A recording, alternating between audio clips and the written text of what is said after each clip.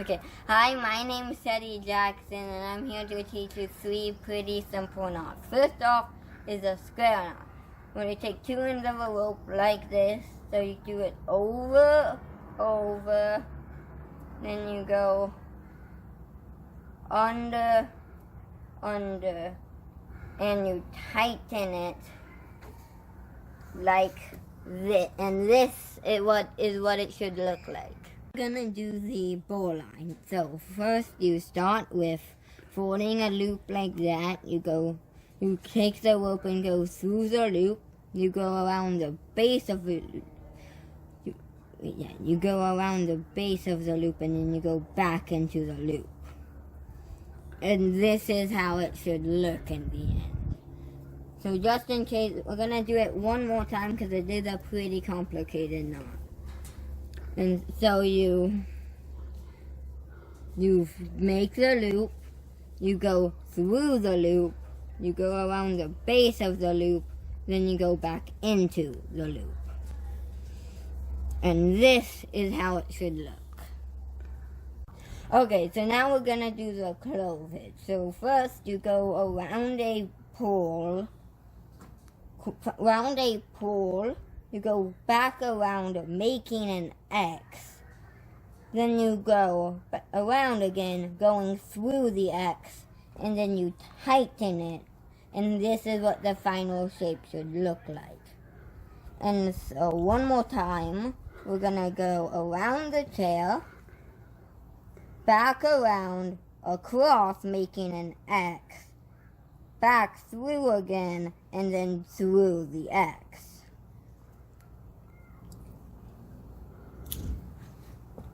And is this right? Oh yeah. And this is what the final shape should look like.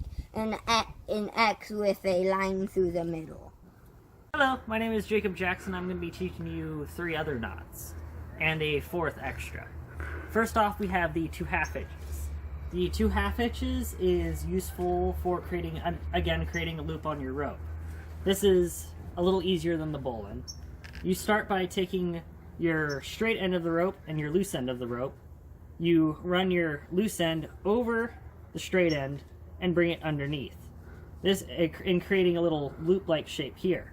You're then going to do this again underneath this first loop, and you create the knot by holding above and below where you placed your loops and pulling tight. In the end, it will look like this.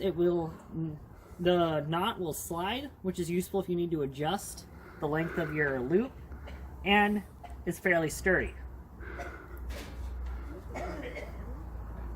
The second, You want to show it around Oh yeah.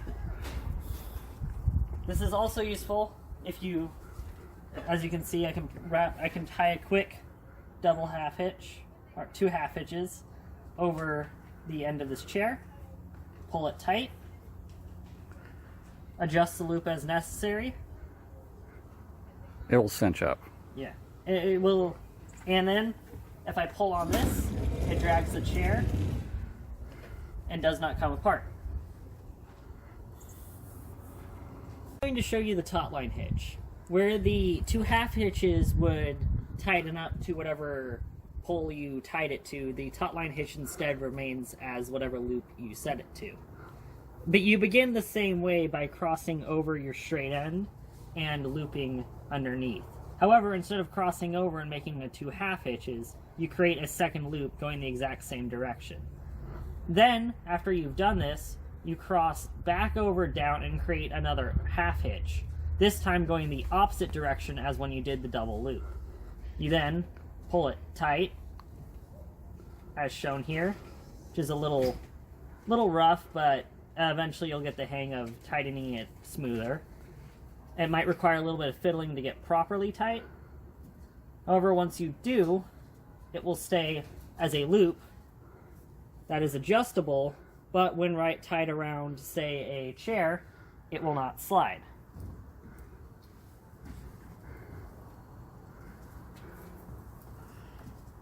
To demonstrate again,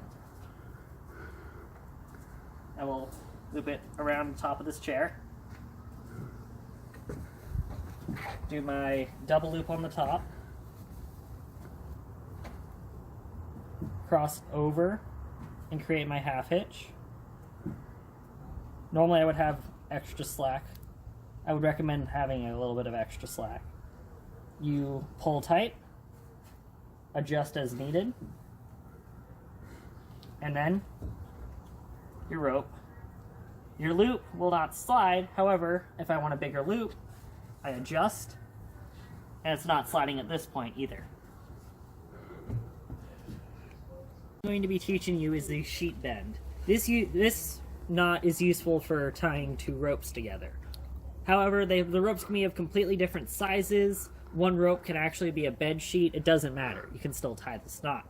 You start with one end of one rope, fold it over to create this little loop shape right here, kind of like a horseshoe. You're then going to take the other end of your other knot, cross underneath the loop, pull out through to create this little shape right here. After that, you take this loose end, bring it underneath the loop, all the way around. You go over the loop, but under the same rope. You pull it tight, and it creates one rope. What's special about the sheet bend? The special thing about the sheet bend is that you can tie two completely different sized ropes together, and I just forgot. That's basically it. That's it. So this is a quick little bonus round of extra knots that are very useful. The first one is called the overhand knot. So called because you are moving over the rope, and it's a quick knot. Here, let me show you in detail. This knot is useful for if, let's say, the end of your rope is starting to come apart, but you still need that rope secured. You cross over, flip under, like this, before tightening, after tightening. It is a very quick and very useful knot to have. Second off is coiling a rope. I am done with this rope for today. I'm going to have to put it away. So I grip one end of the knot with a little extra slack, take my elbow, and simply rotate until I have just a little bit of extra slack. See, notice how I can't bring this all the way up? So I'm going to save this little excess rope and create a loop along the top of my rope. And this loop's going to be very important. I now take the excess and I wrap it around the coil of rope here as many times as I can while still leaving some excess slack, but not too much. So now I'm down to a little bit of extra slack and a loop. I now take this extra slack, I'm going to push it through my loop and find the end of my loop that comes out in this bundle of rope over here.